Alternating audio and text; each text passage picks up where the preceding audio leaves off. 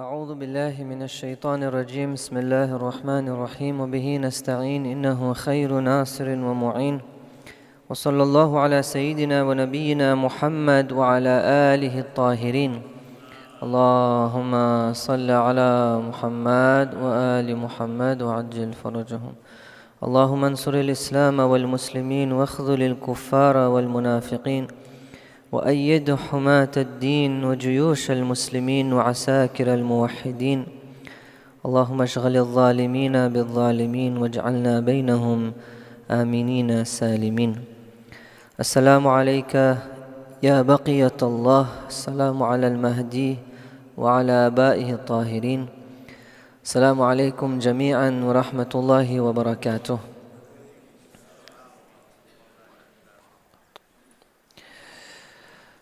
Allah subhanahu wa ta'ala est notre Rabb, c'est celui qui gère, qui nous soutient, qui nous nourrit. Allah a un plan pour nous, un plan takwini, qui sont les événements de notre vie qui se passent, qu'on n'a pas contrôle de ces choses-là. Et il y a le plan tashri'i, le plan, le guide, la guidance divine, un plan que Allah veut qu'on adopte dans la vie avec notre propre libre arbitre. Et si on accepte ce plan de Allah subhanahu wa ta'ala, ça va nous aider à apporter la tranquillité et le bien-être mental, psychologique dans notre vie personnelle, dans notre famille, dans notre société. Inch'Allah. On a dit que Allah subhanahu wa ta'ala, il est Rahman. Sa miséricorde est partout. Tout ce qui existe, c'est grâce à sa miséricorde. Ar-Rahmanu ala al-arsh istawa. Le rububiyyah de Allah est basé sur sa miséricorde. Et donc, même ces awliya, ceux qui le représentent, sont aussi miséricordieux. Et leur façon de faire tarbiyah, leur façon de guider, et même les lois qu'ils ont amenées sont tous basées sur la miséricorde. Et donc le principe de la miséricorde, c'est pas seulement quelque chose qui est réservé pour Allah et pour les prophètes et les imams. C'est vraiment un principe qu'on devrait appliquer dans notre vie, à nous, notre vie de tous les jours.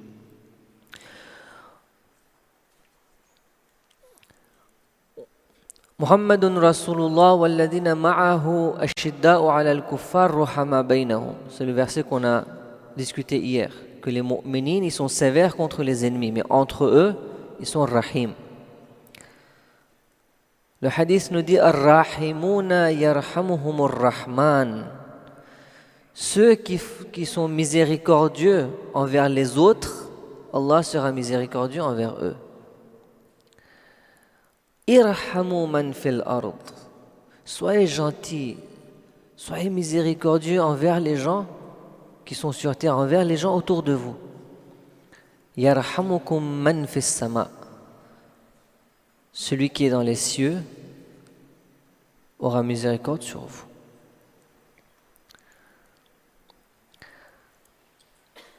Man la yarham la yurham. D'un côté, on nous dit soyez miséricordieux. De l'autre côté, on nous dit l'opposé. Si vous n'êtes pas miséricordieux, vous n'aurez pas la miséricorde vous-même.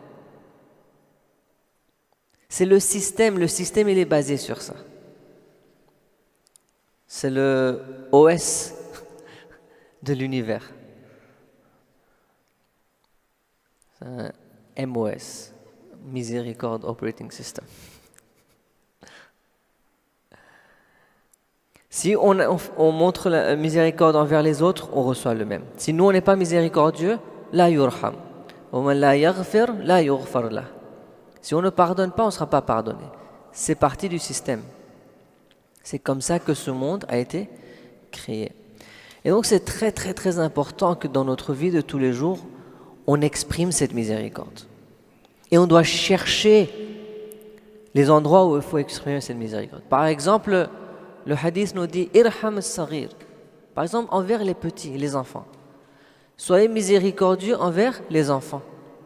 Pourquoi? Ils sont faibles, ils sont innocents.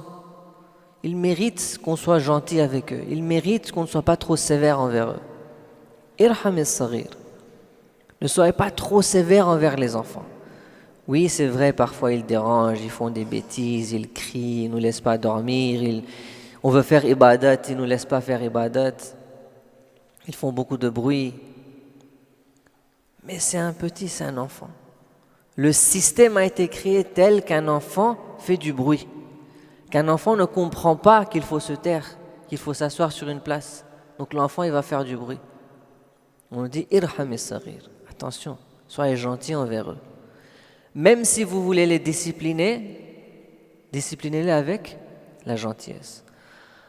« Waqir al-kabir ». Même envers les grands, respectez-les. Encore tout ça, ce sont des exemples de miséricorde. La gentillesse, le respect, prendre soin de quelqu'un. Un des grands problèmes de notre communauté, c'est que les vieux sont souvent négligés, souvent ignorés. Et ça, c'est un grand problème, surtout dans le monde moderne. Le monde où la chose qui est la plus importante, c'est la personne, un monde individualiste. Individualiste, c'est correct? Individualistique. Ouais. Un monde pareil, on prend pas soin des autres si ça nous apporte pas quelque chose en échange. Je vais prendre soin des autres si ça me rapporte quelque chose. Bon, on dit quoi? Mon vieux, il est déjà, c'est fini. Ils peuvent rien me donner, c'est moi qui dois le soutenir maintenant. C'est plus lui qui me donne l'argent. Au lieu que moi je dépende de lui, maintenant c'est lui qui dépend de moi. Et il n'est pas trop utile dans ma vie, etc. Et on les néglige, on les met de côté. Alors qu'ils ont beaucoup à rapporter dans notre vie. Mais parce qu'ils sont vieux, on les néglige. Parfois même, ce concept commence à se développer même dans nos communautés musulmanes, où on les envoie dans des, comment on dit, homes, ouais? Des endroits pour... C'est quoi le mot? Pardon? J'entends pas.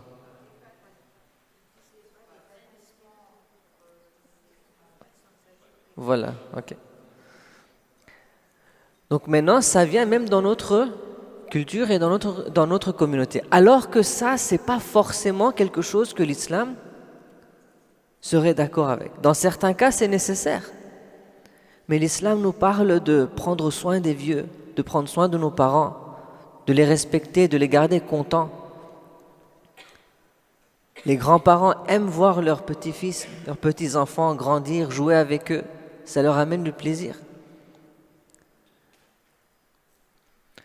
Waqiru kibarakum. Ça, c'est le khutbah du prophète avant le mois de Ramadan. Comment se préparer pour le mois de Ramadan? Irham as-saghir, waqir al-kabir. Prenez soin des enfants, ayez miséricorde envers les enfants. Prenez soin des grands, des vieux. Ces deux groupes sont des groupes qui sont dépendants de nous. Vous voyez ça? Ces deux groupes, les saghir et les kabir. Ceux qui sont très petits, ceux qui sont très vieux. Ces deux groupes sont dépendants de nous.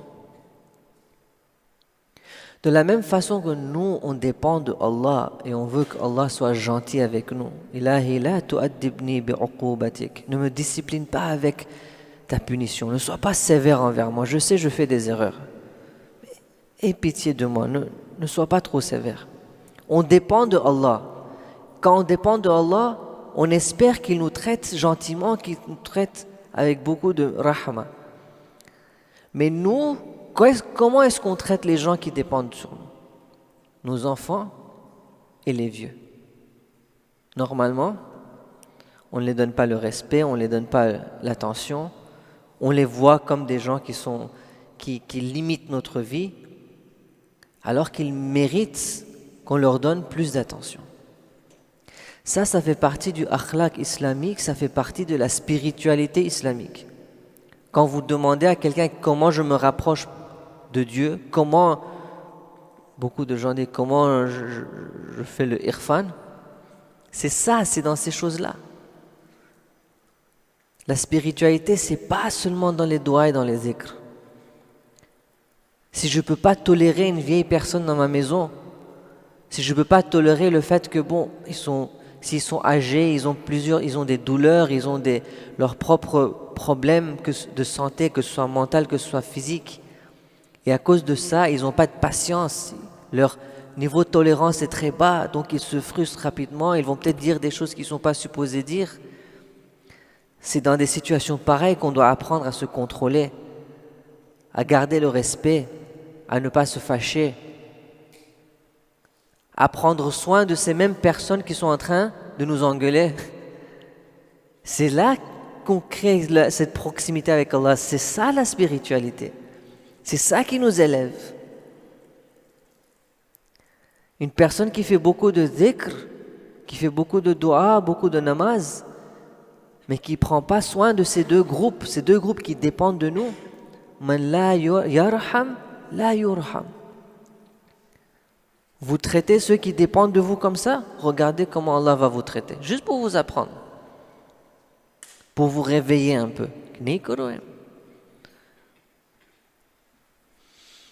Donc en tant qu'un abd du Rahman, on doit vivre avec du Rahman.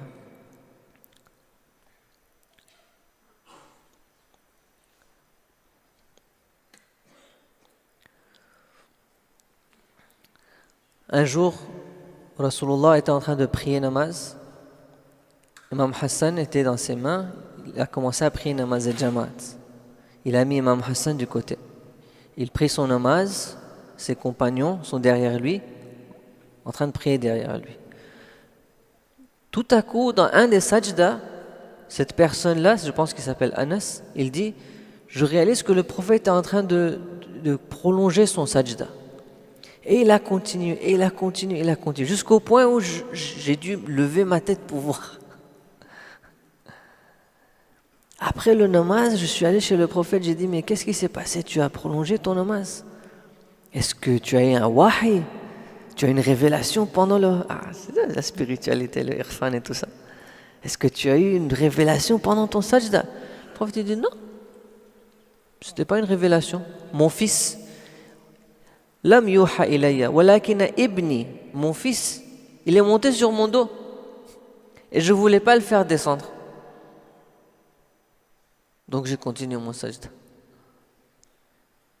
Nous, ce qu'on fait normalement, on prend des hadiths pareils, on dit que ça c'est le fazilat de Imam Hassan alayhi salam. C'est vrai, Imam Hassan a le fazilat. Mais ici, il ne dit pas c'est parce que c'est Hassan ibn Ali, Sayyid al-Shabab Ahl al-Jannah. C'est pas ça qu'il a dit le prophète. Il a dit ibni. Je ne me suis pas levé de mon sajda parce que mon petit-fils était sur mon dos. Le fait que c'est un enfant, il jouait. Moi, en tant que prophète, devant les gens, namaz et jamaat, je n'ai pas voulu déranger cet enfant. Il y a un jour, les compagnons étaient au masjid, c'était le temps de prier, ils attendaient. Le prophète, il vient. Pourquoi il ne vient pas? C'est déjà temps de namaz.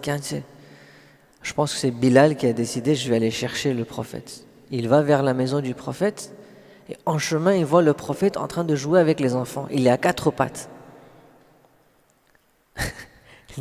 On vous attend pour prier là-bas. Alors, ils ont négocié avec les enfants. Il a dit aux enfants, je vous achète votre cheval et il a donné, je ne sais pas, des noisettes et aucun gâteau. Il a acheté le prophète des enfants. Il n'a pas grondé les enfants, c'est le temps de prier. Il n'a pas dit au prophète, eux c'est des enfants, mais vous êtes grands. Non. Même pour prendre le prophète, ils ont fait ça en jeu, comme ça les enfants ne se sentent pas mal. Ça, c'était le sira du prophète, sa gentillesse envers les enfants. Quand il passait, il disait salam aux enfants. Nous, normalement, on fait quoi? On s'attend à ce que les enfants nous font salam. Et on va attendre. Et s'il ne fait pas salam, on ne va pas faire salam, on va dire Akéou adabti. Alors que on est supposé commencer le salam. On est supposé donner la main, comme on le fait avec les adultes. Avec les grands, on donne la main, on dit salam, ça va, on sourit. Mais avec les enfants, on fait comment? Avec les enfants, salam, hatjoum, je sais pas. On s'attend à ce qu'il montre un adab. Alors que le sira du prophète, c'était autre chose. Rahma, rahma, rahma. Une autre façon de montrer ce rahma, c'est ce concept de taraful qu'on a discuté plusieurs fois. J'avais beaucoup de hadiths sur le taraful. J'étais très tenté d'amener tout ça, mais je me suis dit que bon, on en a parlé assez.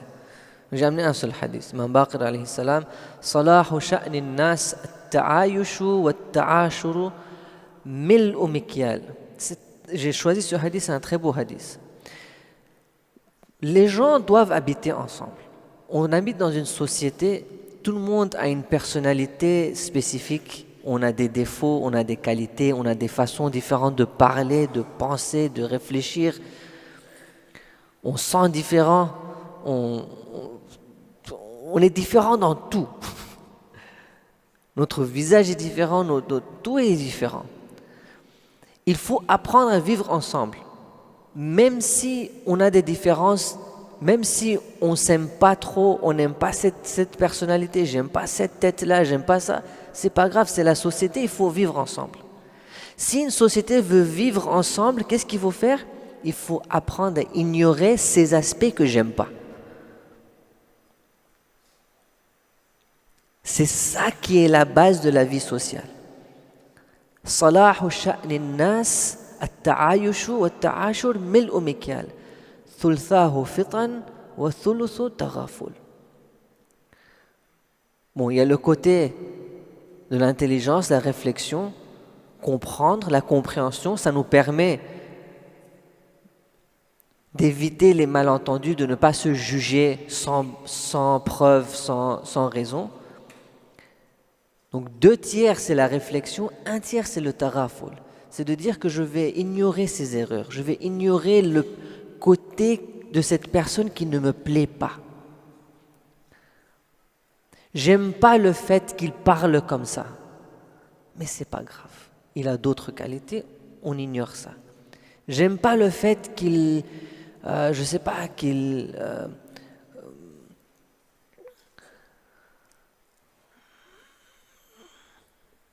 on travaille ensemble, par exemple, il prend des décisions de cette façon-là. Ou par exemple, lui, sa façon de travailler, c'est comme ça. Ou sa façon de porter ses habits, c'est comme ça. Ou par exemple, lui, il ne met pas de parfum, il ne sent pas bon. On a plein de défauts. La cohésion dans la société, le wahda, l'unité, pour que la société avance, progresse, c'est le taraful. C'est ignorer les erreurs. Et ça vient d'un cœur qui est rempli d'amour et de rahma. Une personne qui est souple, qui n'est pas rigide, qui n'est pas sévère. Sinon, si on est sévère et on est rigide, on ne peut pas ignorer ces choses-là. Le taraful, ça veut dire ne pas pointer du doigt et dire ça c'est une erreur. Ne fais pas comme ça, fais comme ça.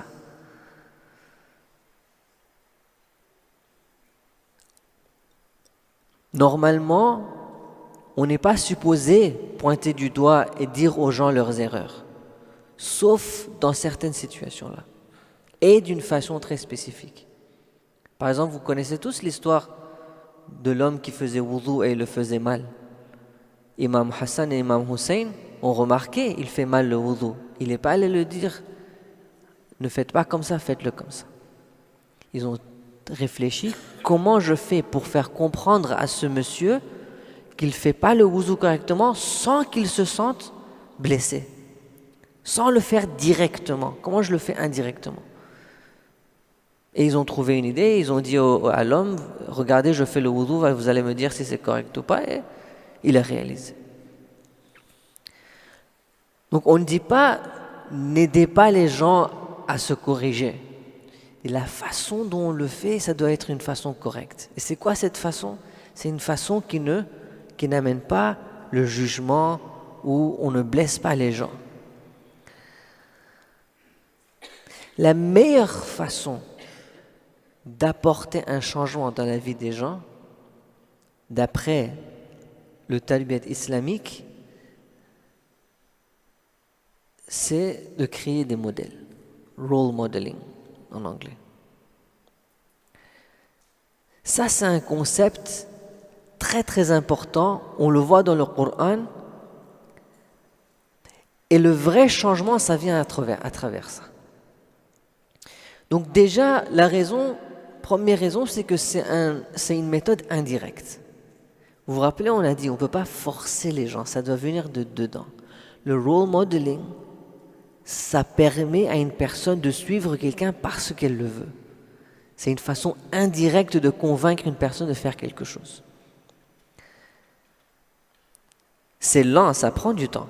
On a tous les Ahlul Bayt comme nos modèles. Et on a 30 ans, 40 ans, 50 ans, on n'est toujours pas là. Mais petit à petit, ça avance. Mais les changements, ce que ça crée, c'est des changements qui sont très solides. Donc ça prend du temps, mais c'est solide. Bien sûr, il y a des façons de le rendre plus rapide et on va en parler, Inch'Allah. Vous savez tous cette phrase, que les actions parlent plus fort que les mots.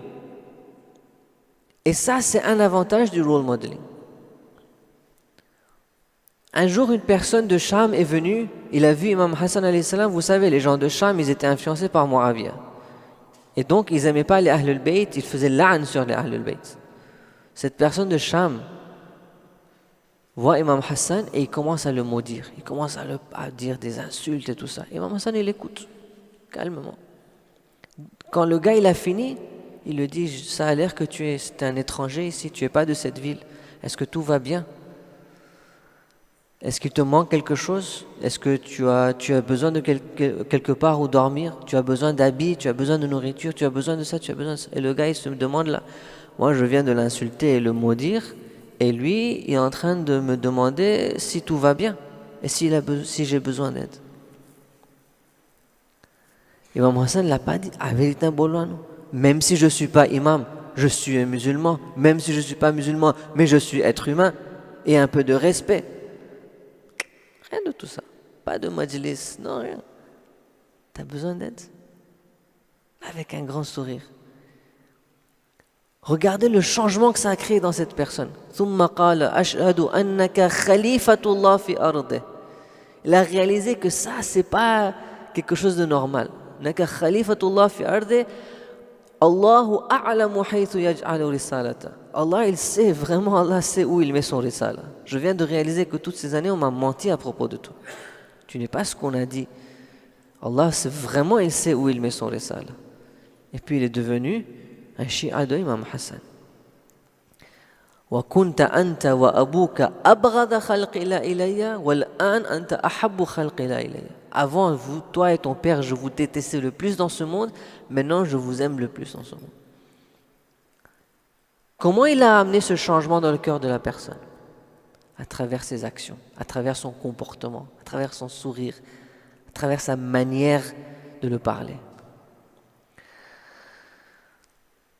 Le role modeling, c'est une façon très simple et parfois même rapide pour amener un changement. Vous vous rappelez de cet événement? Ronaldo, devant la presse, il y avait 2 bouteilles de coca, une bouteille d'eau. Il a pris les bouteilles de coca, il les a mis de côté, il a pris l'eau. Coca-Cola, la compagnie, a perdu 4 milliards de dollars. Millions, c'est rien. Pour 1 million, c'est des échanges. 4 milliards.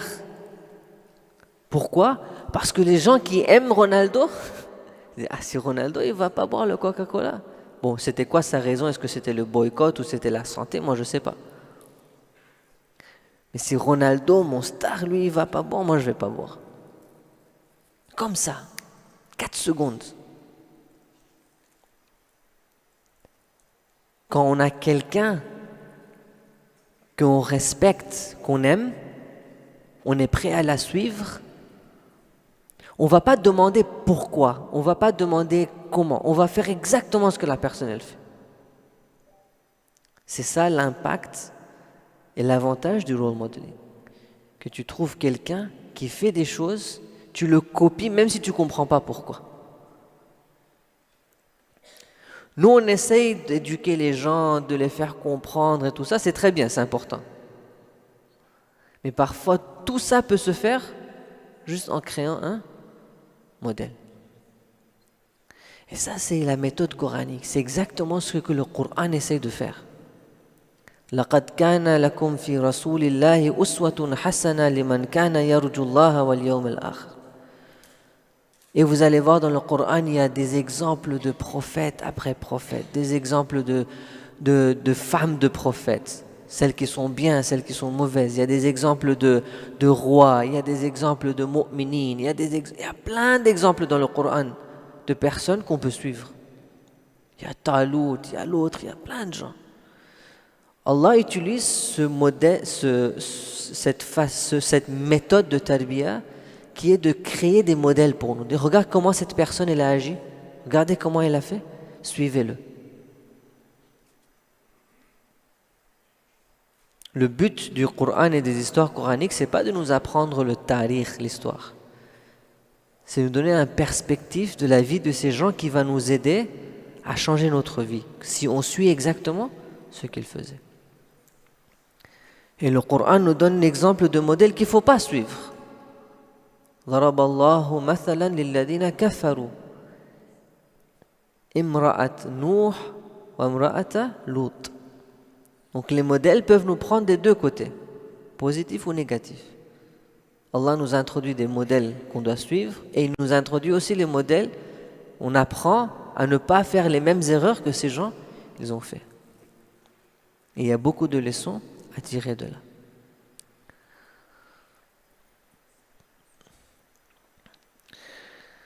Qu'est-ce qui fait qu'une personne devient un modèle pour une autre?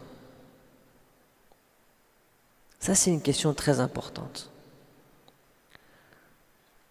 Parce que ça va nous aider à ne pas tomber dans le piège, à ne pas prendre des modèles qui sont faux, mais ça va aussi nous aider à créer des modèles qui sont corrects. Une des choses les plus importantes, c'est l'amour pour cette personne. C'est de créer un attachement émotionnel envers cette personne. C'est comme ça qu'on crée un modèle. C'est comme ça qu'on suit une personne. Quand on crée l'amour pour la personne. Il y a un hadith où l'imam il dit « وَهَلِ الْإِيمَانُ » ou bien « وَهَلِ الدِّينُ إِلَّا الْحُبُّ وَالْبُغْضُ » La religion, c'est ça, c'est l'amour et c'est la haine. Aimer ceux qui sont dans la bonne voie et la haine pour les ennemis. Si on aime ceux qui sont sur la bonne voie, on va les suivre, on va aller dans la bonne voie. Et si on connaît les personnes qui sont dans la mauvaise voie, qui sont ennemis de la bonne voie, et on crée une haine envers eux, on va se distancer d'eux. On va s'éloigner d'eux. On ne va pas suivre leur chemin. C'est pas possible pour tout le monde de comprendre la religion de façon profonde et détaillée. On ne peut pas tous faire ça. C'est difficile. C'est pas possible pour chaque personne dans la société de pouvoir comprendre et avoir un ma'rifat profond de ces différents concepts et du akhlaq et du ahkam et tout ça. Mais c'est possible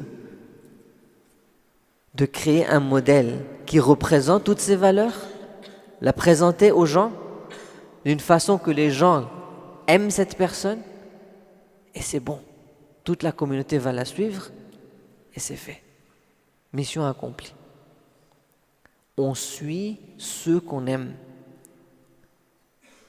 On suit la voie de ceux qu'on aime. C'est pour ça que souvent les amis vont suivre la voie de leur ami très proche parce qu'ils l'aiment. Ils vont être influencés par cette personne-là. Il n'y a pas besoin de faire des majalis, il n'y a pas besoin de faire des cours de 20 heures, il n'y a pas besoin de faire la leçon. Le fait qu'il aime cette personne, il va suivre la personne. Et nous, on a travaillé pendant des heures et des heures à expliquer, maman, ne fais pas ça. Ce qui va nous prendre des heures à expliquer à une personne, fais ça ou ne fais pas ça, ça peut prendre quelques secondes si on crée un attachement. C'est ça le pouvoir du modèle. C'est ça le pouvoir de cette méthode de tarbiyat. Ce qui nous pousse dans la vie, ce n'est pas l'intellect, c'est l'émotion, c'est la motivation. L'intellect, ça peut nous aider à créer cette émotion. La plupart des gens ne vivent pas une vie sur la raison, ils vivent une vie basée sur l'émotion, sur les désirs, sur l'amour et la haine. Vraiment, c'est ça. Si j'aime pas quelque chose, je ne vais pas le faire, même si le reste du monde le fait. Et si j'aime quelque chose, je vais le faire, même si le reste du monde dit que c'est pas bien. Et on le voit, les jeunes qui font des trends différents, là, des trucs bizarres. Le monde entier, il ne fait pas. Il n'y a que, par exemple, il aime ce footballeur, il s'est coupé les cheveux comme ça, il peigne ses cheveux comme ça. Le jeune, il va commencer à le faire, même si toute la communauté le dit, mais c'est quoi ton problème? Mais lui, il s'en fiche. Pourquoi? Parce que c'est ce qu'il veut faire. Tellement cet amour peut avoir un impact. Et on peut avoir l'haine pour quelque chose, ça peut être tellement fort qu'on est repoussé de ça. Les gens qui avaient la haine envers Amirul Mu'minin, regardez le zulm qu'ils ont fait sur les Ahlul Bayt. Alors qu'ils savaient que c'était des bonnes personnes. Ici, ils savaient, mais ils avaient une haine envers eux. Pour différentes raisons. Chacun avait sa raison pourquoi il avait une haine contre l'imam Ali, contre l'imam Hassan, contre l'imam Hussein.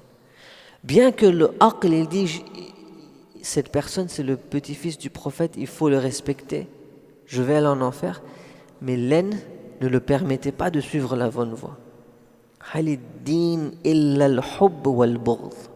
Vraiment, c'est une phrase clé ça. L'amour et la haine, c'est ça qui nous pousse et qui nous empêche. Et donc, si on veut pousser la communauté ou une personne vers quelque chose, qu'est-ce qu'on fait? On crée une association positive, on crée un sentiment positif, on crée un amour pour cette chose-là. Et automatiquement, tout le monde suit. Sans avoir besoin de rationaliser, d'expliquer, de convaincre.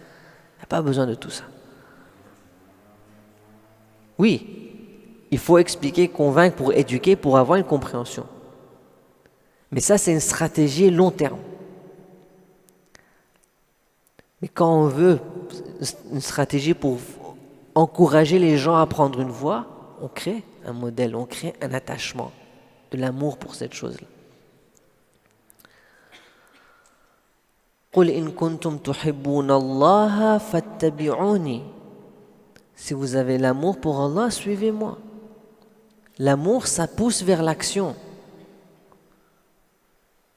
Donc si je peux introduire Allah d'une façon que les gens tombent amoureux de Allah, j'ai plus besoin de m'asseoir à faire des classes de je ne sais pas combien d'heures pour convaincre que Allah il existe, ça ce sont ses qualités, etc., etc. Ça on va le faire pour augmenter leur ma'rifat. Mais cette personne va déjà commencer à suivre la voie de Allah. Il est amoureux, il y va.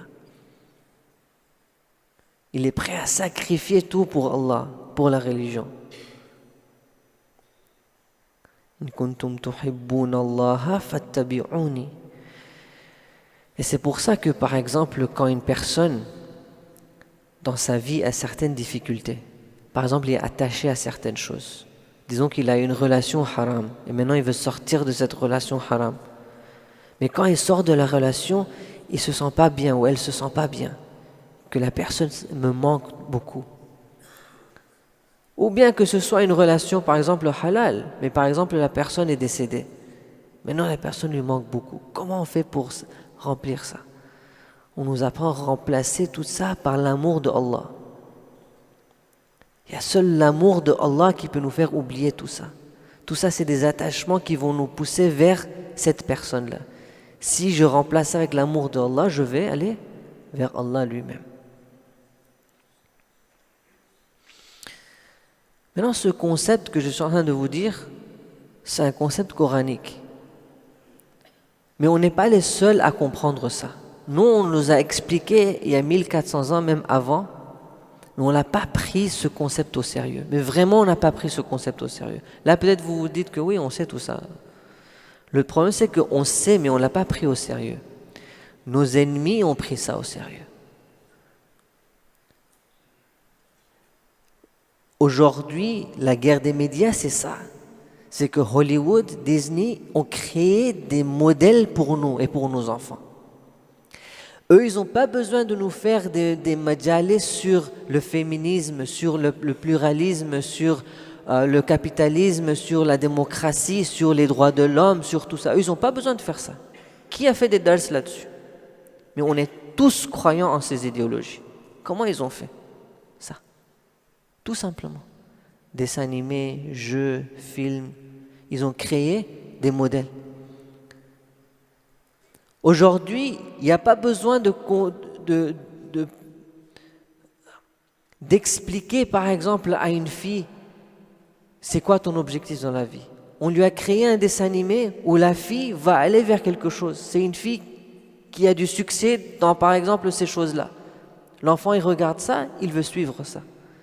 Il veut acheter je sais pas, une trousse avec son image, un cartable avec son image, tout ça. Et elle crée un modèle, un attachement envers cette personne. Et le message, ça passe comme ça. Vous allez voir Barbie, vous allez voir toutes ces différentes personnes, caractères des super-héros et tout ça. C'est comme ça que les médias nous influencent. À travers les célébrités, à travers des héros qui ne sont même pas réels.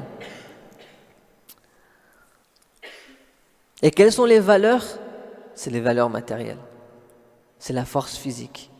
Et c'est pour ça que nos jeunes, ils vont vers quoi? Vers l'argent, la beauté physique. Pourquoi? Parce que c'est ce que ces super-héros, c'est ça qu'ils ont. C'est ça qu'ils cherchent. C'est ça qui leur rend contents. C'est ça qui les aide dans la vie à résoudre leurs problèmes.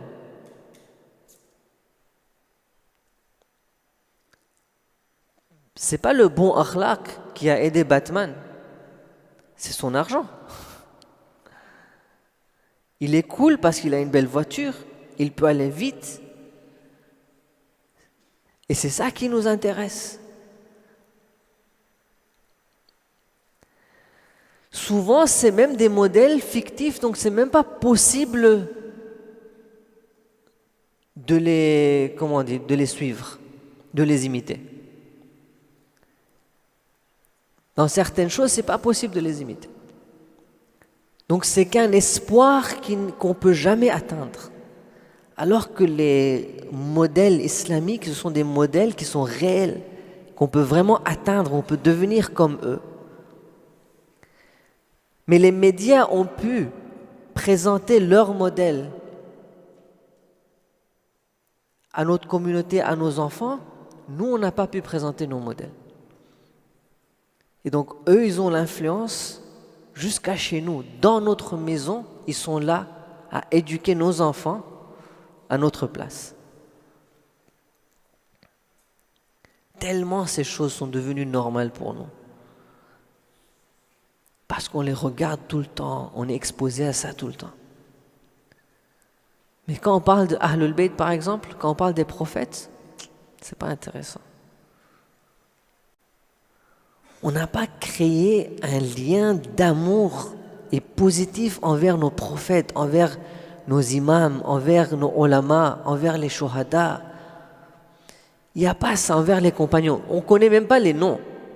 Mais aujourd'hui, si vous dites à quelqu'un, je ne dis même pas à un jeune, même à un adulte, Malik Ashtar, est-ce que quelqu'un va sourire? Normalement, non. Malik. وما أدراك ما مالك Abu Dhar, Salman, Zurara. On ne connaît pas ces gens, mais c'était des gens super, incroyables. Kumail, Abu Hamza. On ne connaît pas ces gens, on ne les a jamais introduits. Bon, on connaît quelques ulama, par exemple, on a entendu parler de Ayatollah Bahjat, c'est tout. Un peu d'Imam Khomeini.